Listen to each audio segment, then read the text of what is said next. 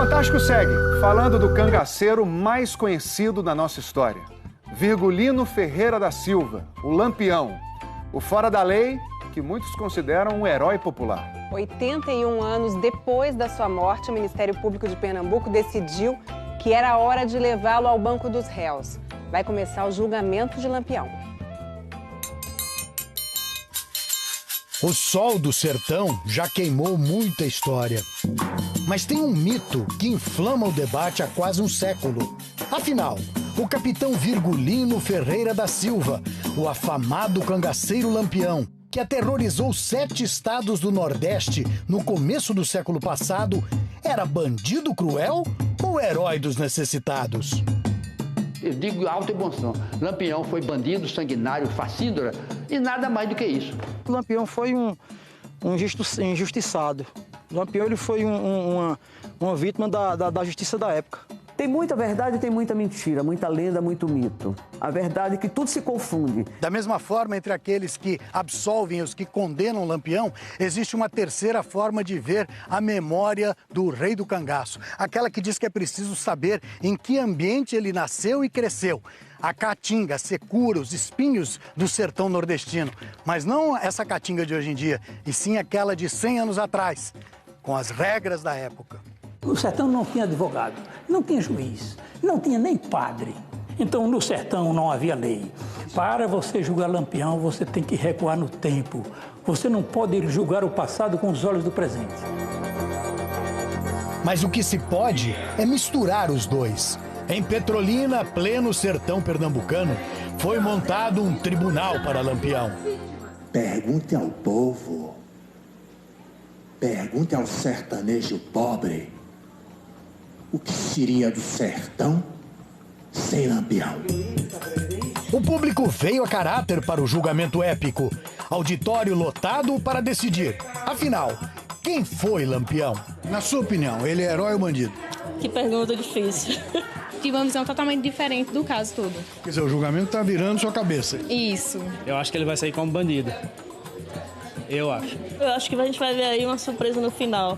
Lampião e seus cangaceiros foram caçados e mortos pelas forças da lei no distante ano de 1938. Lá se vão mais de 80 anos.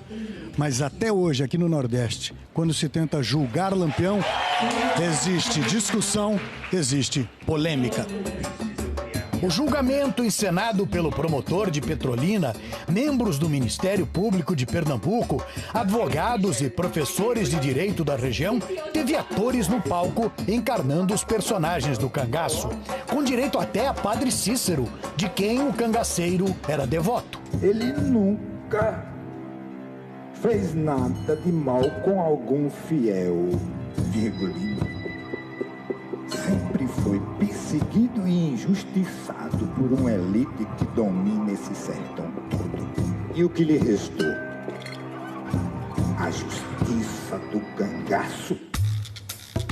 No júri, jovens estudantes de direito, encarregados de julgar Lampião por apenas um de seus crimes: os atos cometidos por ele e seu bando no povoado de Capela, estado de Sergipe, em 20 de novembro de 1929.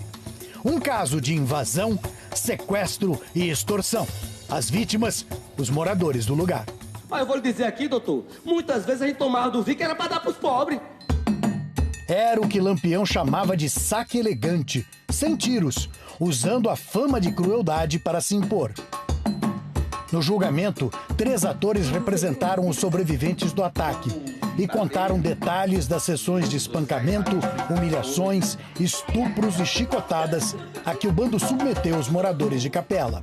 Eu tentei me defender, sabe? Eu tentei. Mas ele foi puxando logo um punhal. Puxou o punhal e furou meu braço. E eles ainda fizeram eu tirar minha roupa? Mas o crime de Capela não terminou aí. A cidade tentou se armar contra o cangaceiro, que voltou tomado de ódio. Não gosto de derramamento de sangue, mas infelizmente nesse caso foi preciso. Por vingança, torturou e matou um jovem de 28 anos com 2 tiros na cabeça. Lampião era terrível quando se falava em vingar. Matar, sangrar, ele matava a pessoa, sangrava a pessoa. E por que ele era o rei do cangaço? O que o fazia o chefe dos cangaceiros, o maior de todos? As diversas peripécias, né? Ou, de certa forma, não é, a ousadia que ele tinha em não só enfrentar essas famílias poderosas do sertão e enfrentar também o Estado. Todas as pessoas que vivem à margem da lei é um bandido. E ele vivia à margem da lei, ele confrontava a lei. Esse chapéu hoje era para ser vermelho. Esse chapéu hoje era para ser da cor do sangue que manchou e mancha as suas mãos. O cangaço não foi escolha.